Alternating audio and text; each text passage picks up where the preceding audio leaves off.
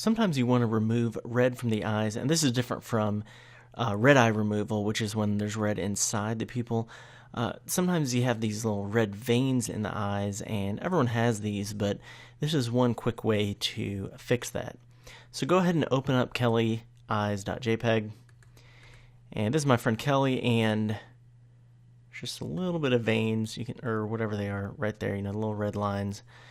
Let's work on a duplicated layer. So press Control J on the PC or Command J on the Mac.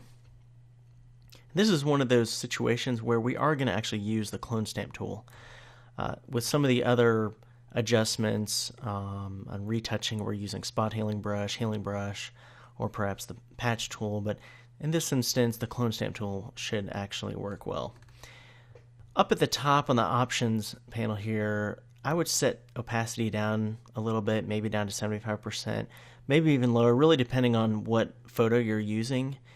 And whether or not we want a line check, that depends on if you want it to keep sampling from one area or you want it to sample in a specific relation to where you're clicking. I'm going to uncheck aligned because I want to just sample from one area, and then I'm going to click and drag and it will just sample from there. To set the source area, we hold down Alt on the PC or Option on the Mac, click, and then click and drag. All right. Then I'm going to click and drag up here. See, it starts down here right where I first clicked every single time. If I go too far, I'm going to get into the red area, and I wouldn't want to do that. So I'd let go and click again. All right. And over here, I'm going to sample again. So I'm going to Alt click and click and drag. Make sure you have the soft edge brush, and I have one that's pretty small. It's best practice to make the brush just slightly larger than the area that we're covering up.